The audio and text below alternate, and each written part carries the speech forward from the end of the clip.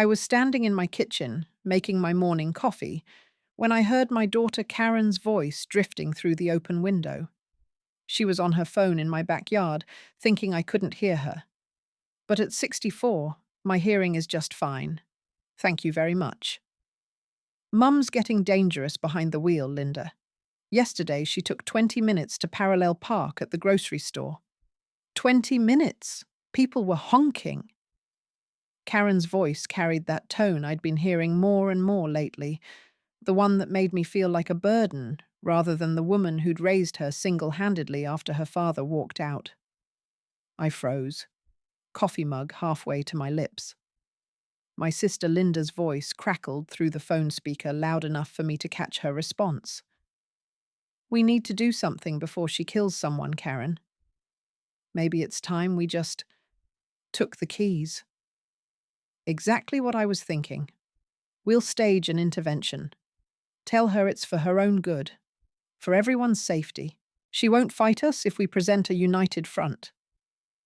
That's when my heart sank into my stomach. Not because they were concerned about my driving, though their concerns were completely unfounded, but because they were planning to ambush me, to take away my independence without even having a conversation with me first, to treat me like a child who couldn't make her own decisions. I set the mug down with shaking hands and stepped away from the window. In that moment, I realized that the two people I trusted most in the world had decided I was too old, too incompetent, too much of a liability to handle my own life. They weren't just talking about my car keys. They were talking about taking away my freedom, my ability to go where I wanted when I wanted. They were talking about making me dependent on them for every trip to the store, every doctor's appointment, every visit with friends. Let me back up and explain how things had gotten to this point. After my husband Richard left 15 years ago, just packed up and moved in with his secretary like some walking midlife crisis cliché, I'd worked hard to build an independent life.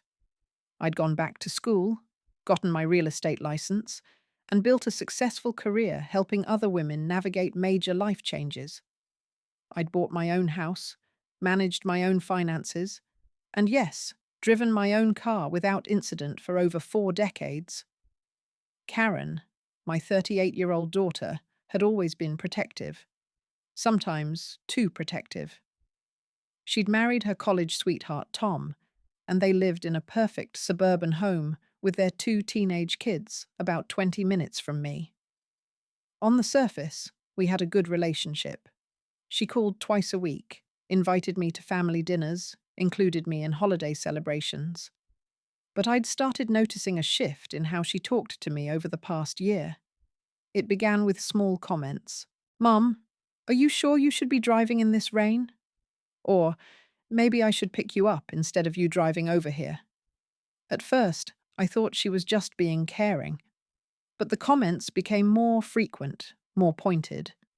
She started questioning my route choices, my parking abilities, even whether I really needed to go out at all. "Can't you just order your groceries online, Mum? It would be so much easier." My sister Linda, 3 years younger than me, but somehow convinced she knew better about everything, had been feeding into Karen's concerns. Linda lived 2 states away, but visited monthly, and during her last visit, I'd caught her examining my car for dents and scratches like she was an insurance investigator. When I asked what she was doing, she'd said, "Just making sure everything's okay, sis. We worry about you." The incident they were now using as ammunition, the parallel parking situation, had been blown completely out of proportion. Yes, it took me a few extra minutes to park. The space was tight, it was a busy street, and I wanted to be careful. Since when did taking your time to be safe become evidence of incompetence? But apparently, those extra minutes had been enough to convince my daughter that I was a public menace. What hurt most was that neither of them had talked to me about their concerns directly. Instead, they'd been discussing my life and my future behind my back, making decisions about what was best for me without including me in the conversation. They were treating me like I was already incapacitated, already unable to advocate for myself. 3 days after I'd overheard their phone conversation, Karen called and asked if she could come over for lunch. "I want to talk to you about something important, Mom." Her voice had that careful, controlled tone people use when they're about to deliver bad news or stage an intervention. She arrived at noon with Linda in tow. I hadn't known my sister was even in town, which immediately put me on alert. They sat across from me at my kitchen table, both wearing expressions I'd seen before. The same look they'd had when they'd convinced me to sell the family home after Richard left, claiming it was too much house for me to manage alone. "Mum," Karen began, reaching across the table to pat my hand in a way that made me feel like I was in a nursing home. "We need to talk about your driving." Linda jumped in before I could respond. "We're worried, Margaret. Really worried. The roads are more dangerous than they used to be, and reflexes naturally slow down as we age. It's not your fault. It's just biology." I looked between them, these two women who thought they knew what was best for me. "What exactly are you suggesting?" "We think it might be time to consider giving up driving," Karen said gently. "You could use ride services, or we could arrange a schedule where one of us picks you up for errands and appointments. You'd still have your independence, just with a little more support." "A little more support." I repeated her words slowly. "You mean I'd have to call you every time I wanted to leave my house? I'd have to plan my life around your schedules. I'd have to ask permission to go to the grocery store or meet friends for coffee." "It's not like that, Mom," Linda said quickly. "We're trying to help you stay safe, and keep others safe too." "Others safe from what?" "I've been driving for 46 years without a single accident. I've never gotten a speeding ticket. I've never hit another car, another person, or even a mailbox. What exactly makes you think I'm suddenly a danger to society?" Karen shifted uncomfortably. "It's not about your past record. It's about, well, things change as we get older. Vision changes, reaction time changes, and that incident at the grocery store—" "You mean when I took a few extra minutes to park carefully in a tight space? When did being cautious become evidence of incompetence?" They exchanged a look, the kind of look that said they'd anticipated my resistance and had a plan for handling it. "Mum," Karen said firmly, "we've already talked to Dr. Peterson's office. They agree that a driving evaluation would be a good idea, just to make sure everything's okay." That's when I realized this wasn't a discussion. They'd already made their decision and were just going through the motions of consulting me. They'd talked to my doctor behind my back, my own doctor, and probably gotten him to agree that women my age shouldn't be trusted behind the wheel. "And if I refuse this evaluation?" I asked. Another exchanged look. Linda cleared her throat. "Margaret, we're doing this because we love you. If you won't do it voluntarily, well, we might have to explore other options." "Other options? Legal options," she meant. They were threatening to have me declared incompetent if I didn't voluntarily surrender my independence. I stood up from the table. "I think you both need to leave now." "Mum, please don't be upset," Karen pleaded. "We're not the enemy here. We're trying to protect you." "No," I said quietly. "You're trying to control me. There's a difference." After they left, I sat alone in my kitchen and really thought about what had just happened. My own daughter and sister had ambushed me with demands that I give up my independence based on their fears and assumptions, not on any evidence of actual problems. They'd gone behind my back to my doctor, planned this intervention without my input, and then threatened legal action when I didn't immediately comply. In that moment, I realized that this wasn't really about driving at all. This was about them deciding that I was too old to make my own decisions, too fragile to live my own life, too much of a liability to be trusted with basic adult responsibilities. And if I gave in now, if I let them take my keys based on their unfounded fears, what would be next? Would they decide my house was too big, my finances too complicated, my social life too demanding? I spent that evening researching driving statistics for people my age, looking up legal requirements for license revocation, and reading about age discrimination. What I found reinforced what I'd already known. There was no legal basis for what they were threatening, and no statistical evidence that I posed any greater risk than drivers decades younger. But I also knew that facts and statistics wouldn't matter to Karen and Linda. They'd made up their minds based on their own anxieties and assumptions. So I decided to respond in a way they couldn't ignore or dismiss. The next morning, I drove to the Honda dealership downtown. Not because I needed a new car, my 5-year-old Camry was running perfectly, but because I wanted to make a statement.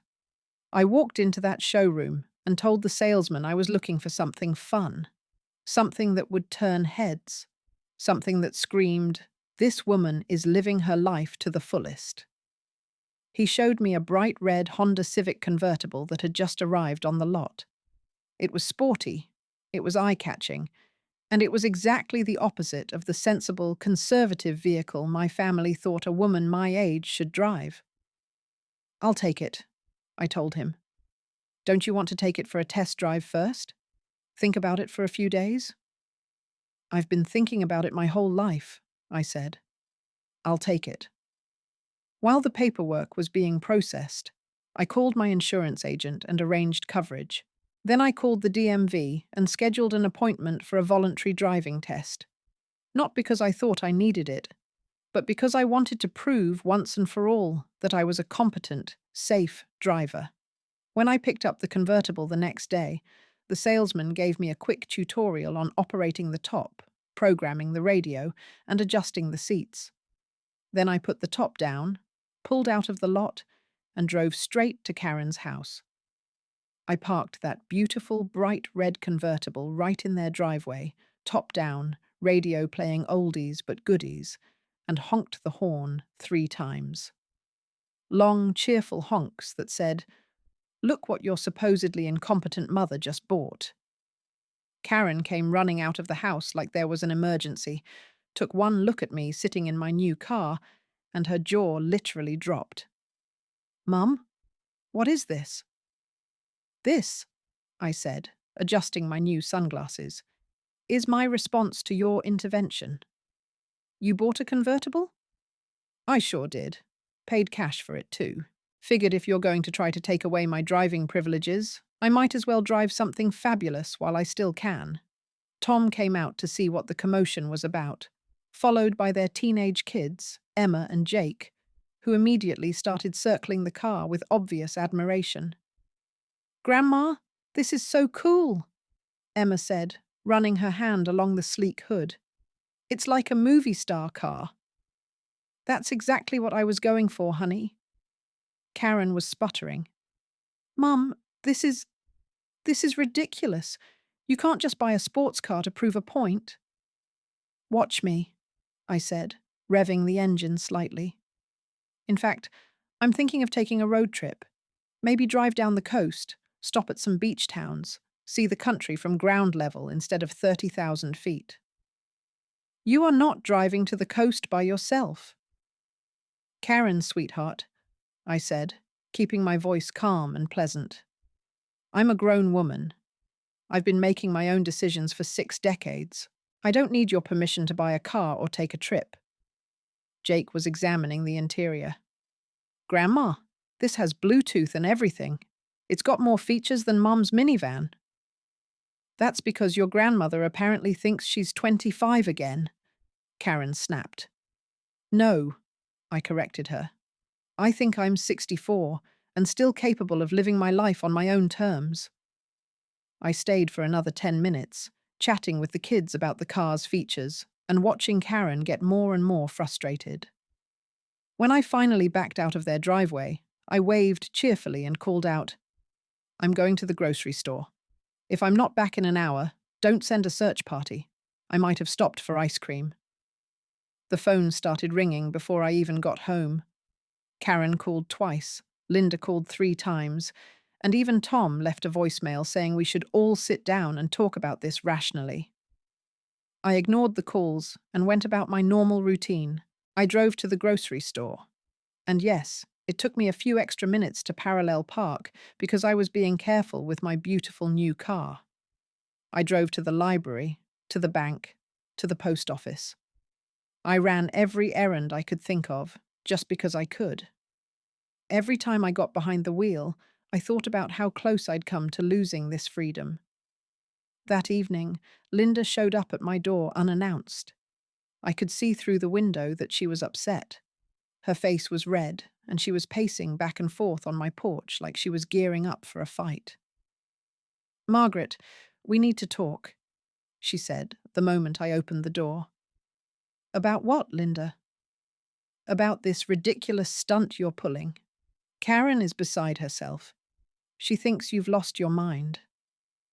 I invited her in and made coffee, taking my time with the process while she fumed at my kitchen table. "I haven't lost my mind," I said finally. "I bought a car. People do it every day. People don't buy sports cars to spite their families. I didn't buy it to spite anyone. I bought it because I wanted it. Because I realized that if you and Karen succeed in taking away my independence, I might never get another chance to do something fun and impulsive and completely for myself." Linda leaned forward. "But don't you see how this looks? A woman your age, buying a flashy red convertible like she's going through some kind of crisis? What I see is a woman my age buying whatever car she wants with her own money. What you see is apparently an old lady who's lost touch with reality." "That's not what I meant." "Isn't it? Because everything you and Karen have said and done in the past week suggests that you think I'm too old to make good decisions. Too old to be trusted with responsibility. Too old to know what's best for myself."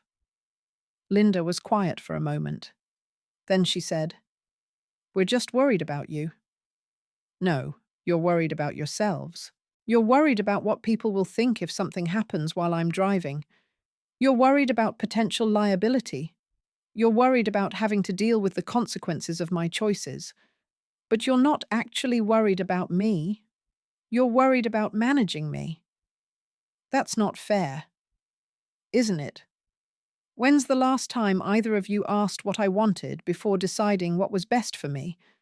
When's the last time you considered that I might have opinions about my own life?" She didn't have an answer for that. Over the next few days, the family drama continued. Karen called daily, each conversation more strained than the last. She wanted me to return the convertible. She wanted me to see a geriatric specialist. She wanted me to consider moving to a senior living community where I wouldn't need to drive at all. "Mum, I don't understand why you're being so stubborn about this." "I'm not being stubborn, Karen. I'm being independent. There's a difference. But why can't you see that we're trying to help?" "Because your idea of helping involves taking away my choices without giving me any say in the matter. That's not help. That's control." Meanwhile, Linda was calling Karen daily, and Karen was calling Tom, and everyone was talking about me, but no one was talking to me. It was like being the subject of a family meeting that I wasn't invited to attend. A week after buying the convertible, I went to the DMV for my voluntary driving test. I'd made the appointment partly to prove a point, but mostly because I wanted official confirmation of what I already knew, that I was still a competent, safe driver. The instructor was a young man named David, who looked barely old enough to have a license himself. He seemed surprised when I explained that I'd requested the test voluntarily. "Usually people your age only take these when they're required to," he said.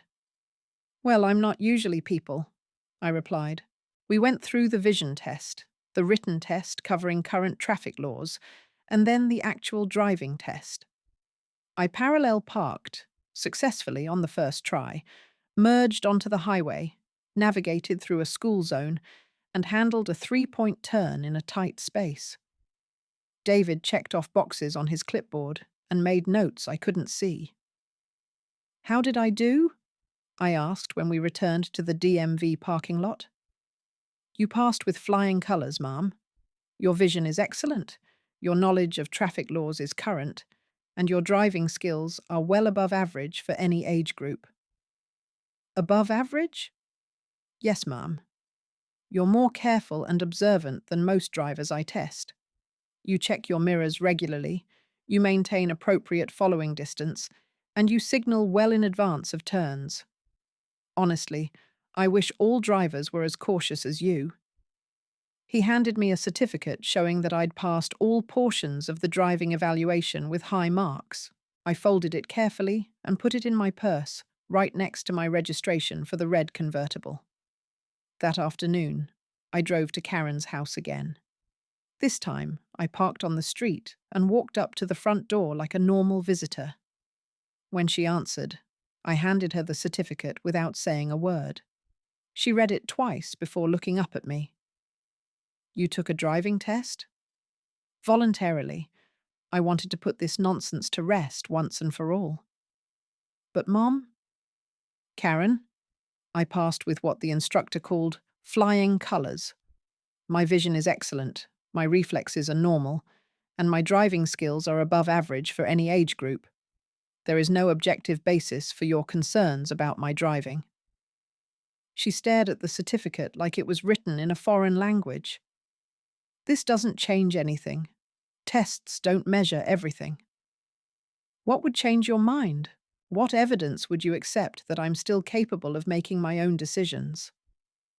She couldn't answer that question, and that's when I realized that no amount of evidence would satisfy her, because this was never really about my driving abilities.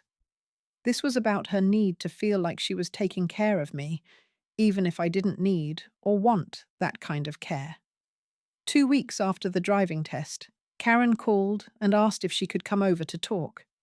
Not to stage another intervention, she promised, but just to have an honest conversation. I agreed, but only if she came alone. She arrived looking tired and sad, which immediately softened my anger. This was my daughter, the little girl I'd raised and protected and loved through every stage of her life. We might disagree about my independence, but I never doubted that she cared about me. Mum, I owe you an apology, she said, before I could offer her coffee or a seat. I've been handling this all wrong. Yes, you have. I was so focused on protecting you that I forgot to listen to you. I made assumptions about what you needed instead of asking what you wanted. We sat at the kitchen table where this whole drama had started, but this time the atmosphere was completely different. Karen, can you help me understand something? What made you think I needed protecting in the first place? She was quiet for a long moment. Honestly, I think it started when Dad left. I was so angry at him for abandoning you, for leaving you to handle everything alone. I swore I'd never let anyone hurt you like that again. But I wasn't hurt by handling things alone. I was empowered by it. I know that now. But at the time, all I could see was my mum struggling to rebuild her life, and I wanted to make it easier for you. I wanted to take care of you the way you'd taken care of me.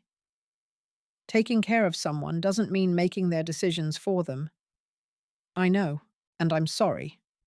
When you started taking longer to park, or driving more carefully, I saw it as signs that you were declining. But really, you were just being more cautious, more responsible. Karen, do you remember when you were 16 and wanted to get your driver's license? She smiled slightly. You made me take extra driving lessons even though I'd already passed the test. Because I wanted you to be the safest driver possible. I wanted you to have the skills and confidence to handle anything that came up on the road. I didn't see your careful driving as a sign of incompetence. I saw it as proof that the lessons had worked. So why can't I see it that way when you do the same thing? Because you're treating me like I'm your child instead of your mother. You're trying to parent me, And that's not how this relationship is supposed to work. We talked for 2 hours that afternoon. Really talked. Maybe for the first time since she'd become an adult. She told me about her fears of losing me, about watching her friends deal with aging parents, about feeling responsible for my safety and well-being. I told her about my need to remain independent, about my plans for the future, about my own fears of becoming a burden. By the end of the conversation, we'd reached an understanding. She would stop questioning my driving abilities unless there was concrete evidence of a problem. I would promise to be honest about any difficulties I experienced and to ask for help when I needed it. And we would both work on treating each other as adults who were capable of making their own decisions. "So," she said as she was getting ready to leave, "are you keeping the convertible?" "Absolutely. I love that car." "The kids think you're the coolest grandmother in the world." "I am the coolest grandmother in the world." She laughed, the first genuine laugh we'd shared in months. "Can I ask you something? Were you really planning to take a road trip? Or were you just trying to make a point?" "Both," I admitted. "But now I'm definitely taking that trip. Want to come with me?" "In the convertible?" "Where else?" "Mum, I'd love to." My sister took longer to come around.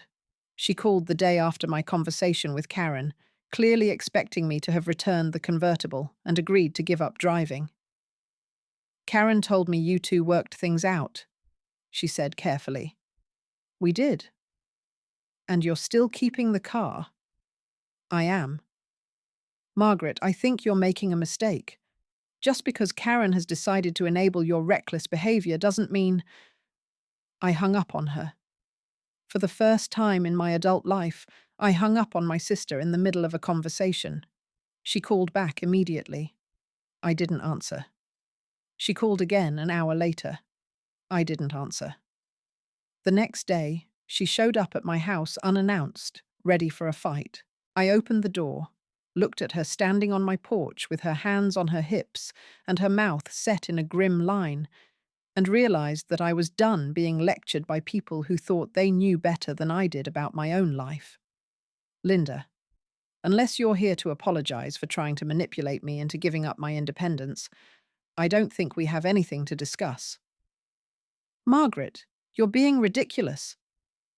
I started to close the door. She stuck her foot in the gap to stop me. "Don't you dare shut me out. I'm your sister. Being my sister doesn't give you the right to make decisions for me. It doesn't give you the right to conspire behind my back. And it certainly doesn't give you the right to threaten legal action when I don't comply with your demands." "I never threatened legal action." "We might have to explore other options." "What did you think that meant?" She had the grace to look uncomfortable. "I was just trying to make you see reason." "No, you were trying to intimidate me into compliance. There's a difference." We stood there in my doorway, sisters who had once been best friends, looking at each other like strangers. Finally, she pulled her foot back and I closed the door. Linda didn't call for 3 weeks. When she finally did, her voice was different, less aggressive, more uncertain. "Margaret." "It's me." "I know who it is, Linda. I've been thinking about what you said, about the things I said, and I think maybe I was wrong." "Maybe?" "I was wrong. I was definitely wrong. I had no right to try to take away your choices. I had no right to go behind your back. And I'm sorry." It was a start. Over the following months, Linda and I slowly rebuilt our relationship. She admitted that her concerns about my driving had been based more on her own fears about aging than on any objective assessment of my abilities. She'd been projecting her anxieties about getting older onto me, trying to control things that couldn't be controlled. 6 months after buying the convertible, I took that coast road trip I'd threatened. Karen came with me, and we had the most fun we'd had together since she was a teenager. We drove with the top down, music playing, stopping at tiny beach towns and quirky roadside attractions. I handled all the driving, including some tricky mountain passes and busy city traffic, without incident. "Mom," Karen said as we were cruising along the Pacific Coast Highway, "I'm sorry I almost ruined this for you." "What do you mean?" "This freedom, this joy, this feeling of being completely in control of where you're going and how fast you get there. If I'd succeeded in taking away your keys, you never would have experienced this. But you didn't succeed, and now we're both experiencing it. Do you forgive me? For doubting you? For trying to control you? For treating you like you were already incompetent?" I reached over and patted her hand. "Honey, there's nothing to forgive. You were trying to protect someone you love. You just got a little confused about what protection actually looks like." The convertible has been my daily driver ever since. I've taken it on dozens of road trips, some with family and friends, some by myself. I've driven it to the grocery store, the doctor's office, the library, and everywhere else I need to go. I've parallel parked it hundreds of times, sometimes quickly, sometimes taking my time to be careful. And you know what? I've never had an accident, never gotten a ticket, never endangered myself or anyone else on the road. Looking back on this whole experience, I realize it was never really about driving. It was about respect, autonomy, and the assumptions we make about aging. My daughter and sister had decided that reaching a certain age automatically meant losing competence, losing the right to make independent decisions, losing the ability to assess risk and make reasonable choices. They weren't malicious. They genuinely thought they were protecting me. But protection that comes at the cost of dignity and independence isn't really protection at all. It's just another form of harm. I also learned that sometimes you have to make a dramatic gesture to get people's attention. Buying that convertible wasn't just about proving a point. It was about reclaiming my narrative. Instead of being the elderly woman whose family was concerned about her driving, I became the cool grandmother who bought a sports car and drove it with confidence and joy. The red convertible became a symbol of everything I refused to give up: my independence, my right to make my own choices, my determination to live life on my own terms, regardless of what other people thought was appropriate for someone my age. But most importantly, I learned that age is just a number. It doesn't automatically make you incompetent. It doesn't automatically make you fragile. And it certainly doesn't give other people the right to make decisions for you without your input. I'm 64 years old. I own a red convertible. I drive it whenever and wherever I want to go. And I plan to keep doing exactly that until I decide, not my daughter, not my sister, not anyone else, that it's time to stop. Sometimes people still whisper when they see me driving my convertible. "Look at that woman," they say. "Isn't she a little old for a car like that?" And every time I hear whispers like that, I just smile, put the top down, turn up the music, and drive a little bit faster. Because life is too short to spend it worrying about what other people think is age appropriate. The keys to my convertible are hanging on a hook by my front door, right where they belong. And they're staying there until I decide otherwise. That's not stubbornness. That's not recklessness. That's just an older woman living her life with dignity, independence, and a really great car. And if that makes people uncomfortable, well, that's their problem, not mine.